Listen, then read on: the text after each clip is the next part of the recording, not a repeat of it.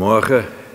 Ik wens u geen goede zondag, zoals meestal bij de uitzendingen van Actio over de evangelies van de zondag.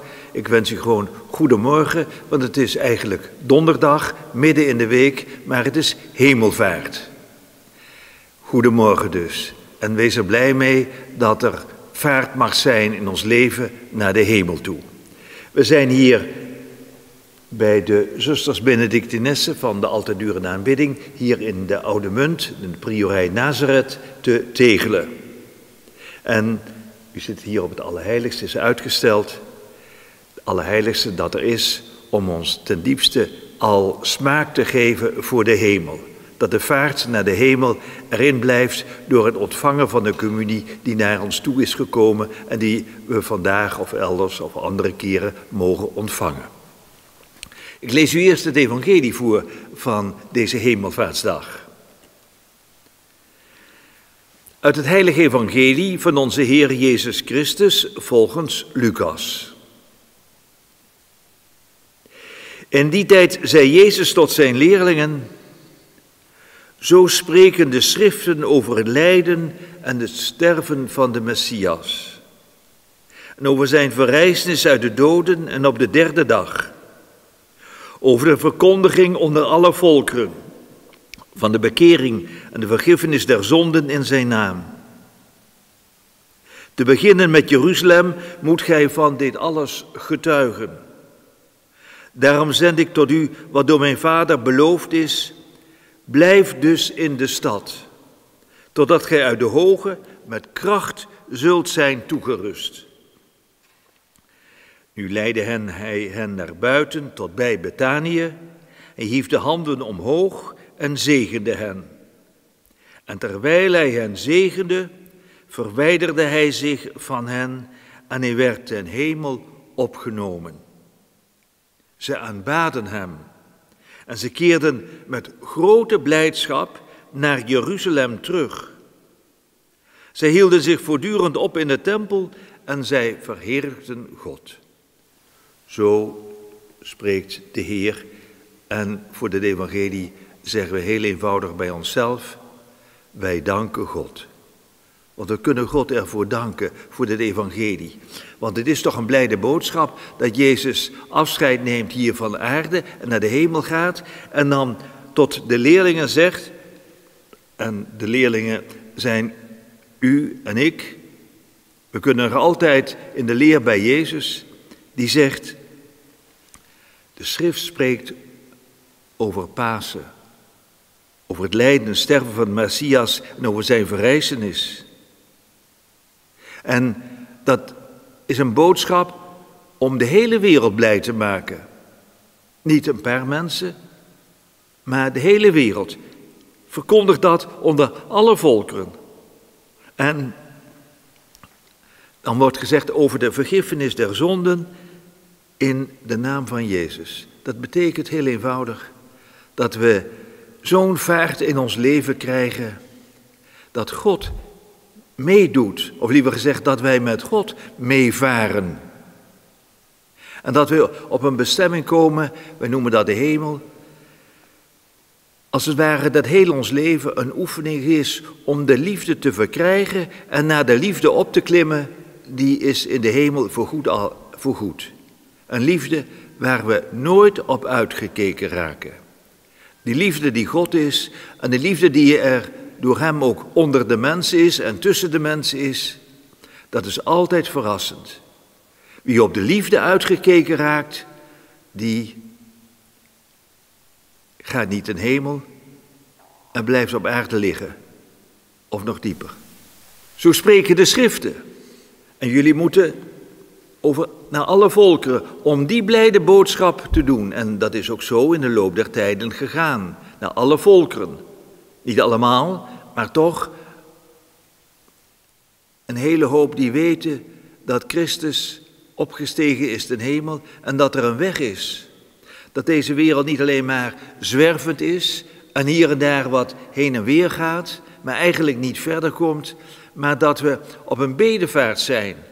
Een bedevaart, zoals hemelvaart, ook een vaart is Omhoog en verder en naar de toekomst en naar het vaderhuis.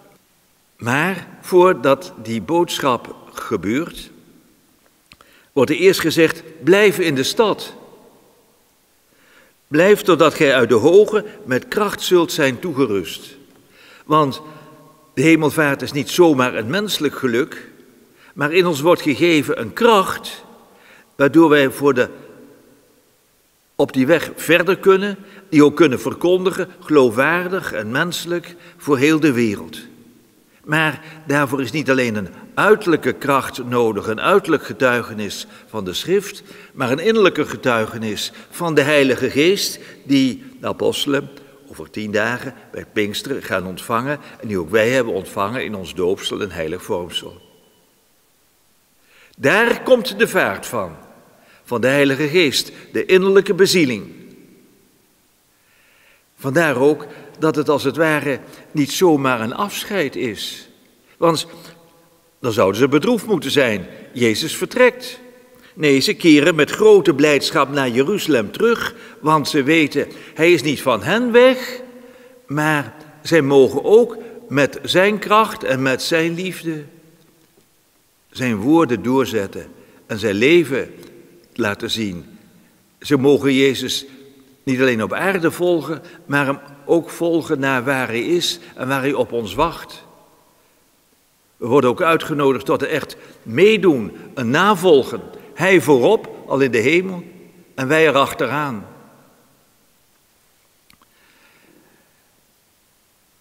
Het is goed te zien dat voordat Jezus naar de hemel opgeklommen is, hij uit de hemel is afgedaald. Hij is mens geworden.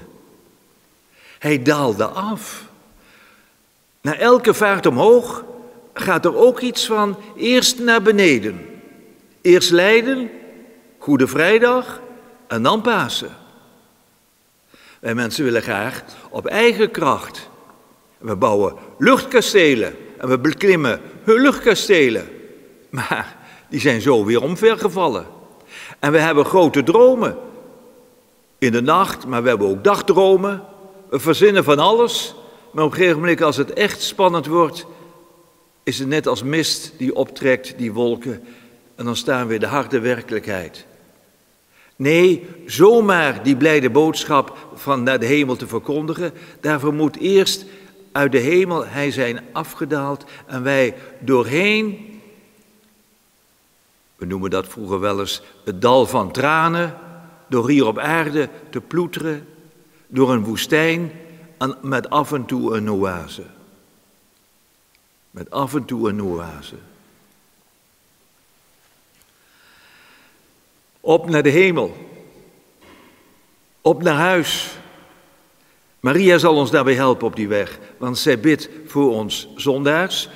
En dan is het laatste woordje, nu en in het uur van onze dood. Dus ook als wij sterven, als wij vertrekken naar deze aarde, bidt zij voor ons.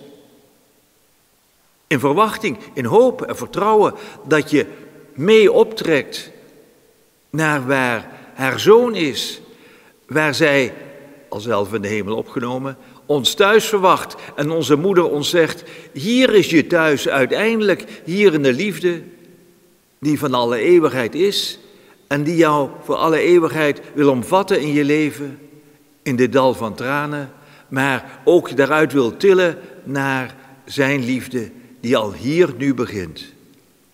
In elke communie mag u iets proeven, zoals hier bij het uitgestelde Allerheiligste, van de liefde van God. Die je niet laat neerzitten bij de pakken, die je ook niet hoogmoedig maakt en torens van Babel bouwt, die hoe hoger ze worden, des te meer grondig ze neervallen en verwarring brengt, want de een wil nog hoger dan de ander. En wie hoger is, die trapt ook een beetje naar beneden.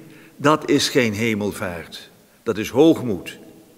Hemelvaart is in alle nederigheid, in liefde, je laten trekken daar waar God is. Daar waar God is. Op naar de hemel. Verhef uw hart. Sursum corda, zingt de priester als Jezus vlak bij de communie komt. Sursum corda, omhoog het hart. En houd uw hart omhoog in verwachting dat hij eens komt en dat we thuis raken. Maria bidt voor ons, ook in het uur van onze dood, om daar te kunnen hemelen. En weten we ook dat diegenen die ons zijn voorgegaan, ons daar graag willen ontvangen. Amen.